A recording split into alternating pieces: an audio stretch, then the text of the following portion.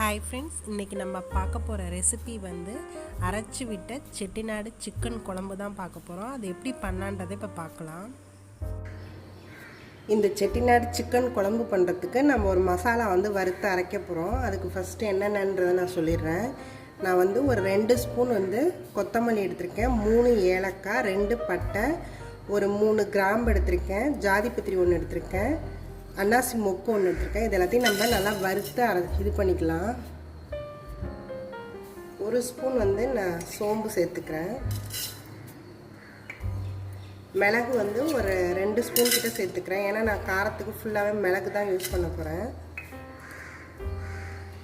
வரமிளகா வந்து ஒரு 4 நம்பர் எடுத்துக்கிறேன். நான் வந்து மிளகு நிறையா போட்டுக்கிறேன், மிளகா வந்து கம்மியாக போடுறேன். அதோட ஒரு 5 முந்திரி பருப்பும் தேங்காயும் எடுத்துருக்கேன். எல்லாத்தையுமே நம்ம வறுத்து அரைச்சிக்க போகிறோம்.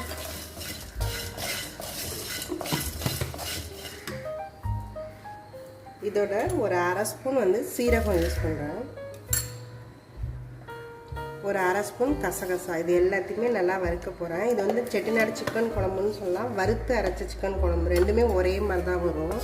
இது நல்லா நம்ம கொஞ்சம் ட்ரை ரோஸ்ட் பண்ணி நல்லா ப்ரௌன் ஆகிற அளவுக்கு, இந்த ஸ்மெல்லு நல்லா வாசம் வர அளவுக்கு வறுத்துக்கலாம். அதை இது நல்லா ப்ரௌன் ஆகிடுச்சு, நல்லா ஸ்மெல்லும் வந்துடுச்சு. இதை இப்போ நிறுத்திக்கலாம். இதை நல்லா ஆற விட்டுட்டு நம்ம மிக்சியில் இதை பவுடராக அரைக்க போகிறோம்.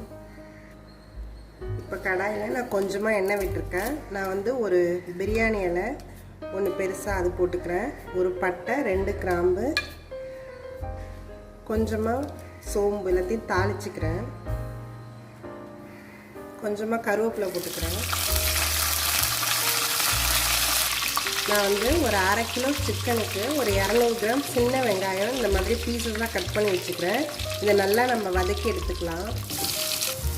இங்கே வெங்காயம் வதங்குற அளவுக்கு நான் சால்ட்டு போட்டுக்கிறேன். இந்த வெங்காயம் நல்லா வதங்கிடுச்சு. இப்போ நான் வந்து இதில் இஞ்சி பூண்டு நான் ஒரு 2 ஸ்பூன் போட்டுக்கிறேன். இது நல்லா பச்சை வாசனை போகிற அளவுக்கு நம்ம வதக்கிக்கலாம். இது நல்லா பச்சை வாசனை போயிடுச்சு. நான் வந்து இதில் ஒரு தக்காளி ஆட் பண்ணிக்கிறேன். இப்போ இதில் நம்ம மசாலாலாம் சேர்த்துக்கலாம். நான் வந்து 1 ஸ்பூன் மஞ்சத்தூள் சேர்த்துக்கிறேன், தனியாத்தூள் ஒரு 1/2 ஸ்பூன் கிட்ட சேர்த்துக்கிறேன், ஒரு 1/2 ஸ்பூன் மிளகாத்தூள் சேர்த்துக்கிறேன், கரம் மசாலா ஒரு 1/2 ஸ்பூன் கிட்ட சேர்த்துருக்கேன். நம்ம வறுத்து வச்சுருந்தோம் இல்லையா, அந்த மசாலாவை நான் பொடி பண்ணி வச்சுருக்கேன். அதை வந்து இப்போ இதில் நான் ஆட் பண்ணிக்க போகிறேன். நான் இதில் நல்லா மசாலாவை நம்ம நல்லா கலந்து விட்டுக்கலாம். இப்போ இதில் வந்து நம்ம இந்த சிக்கன் பீசஸ்லாம் ஆட் பண்ணிக்கலாம். நான் சிக்கன் பீஸ்லாம் ஆல்ரெடி வந்து மிளகாத்தூள், இஞ்சி பூண்டு, உப்பு போட்டு ஒரு 1 ஹவர் கிட்ட நான் ஊற வச்சு தான் வச்சுருக்கேன். இது நல்லா இப்போ மசாலாவோட நம்ம பரட்டி விட்டுக்கலாம். நல்லா இது நல்லா மசாலா எல்லா இடத்துலையும் கலந்து விட்டாச்சு நம்ம. இப்போ இதில் வந்து நான் சுடு தண்ணி ஊற்றிக்கிறேன். நான் வந்து ஒரு 2 டம்ளர் கிட்ட சுடு தண்ணி இதில் ஆட் பண்ணிக்கிறேன்.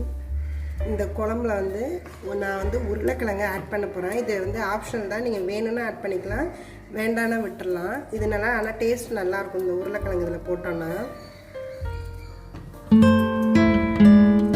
இது ஆப்ஷனல் தான், உங்களுக்கு பிடிக்கலன்னா நீங்கள் இதை போடாமல் விட்டுடலாம்.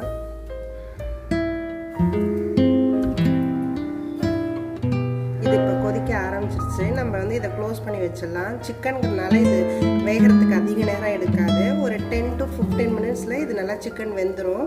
இப்போ இதை நம்ம க்ளோஸ் பண்ணி வச்சிடலாம். இந்த குழம்பு இப்போ வெந்திருக்கும். இந்த சிக்கனை நம்ம பார்த்துடலாம். இது நல்லாவே வெந்துருச்சு, எல்லாமே வெந்துருச்சு. இப்போ வந்து நம்ம அந்த மசாலா ஏற்கனவே அரைச்சி வச்சது 1 ஸ்பூன் வந்து நம்ம மேலே வாசத்துக்காக தான் திரும்ப போடுவோம்.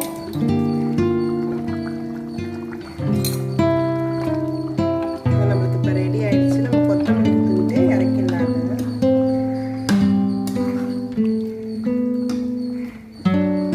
நான் இப்போ இதை நிறுத்திடுறேன். இந்த அரைச்சி விட்ட செட்டிநாடு சிக்கன் மசாலா குழம்பு ரெடி ஆகிடுச்சு. இதை நீங்களும் உங்கள் வீட்டில் ட்ரை பண்ணி பாருங்கள்.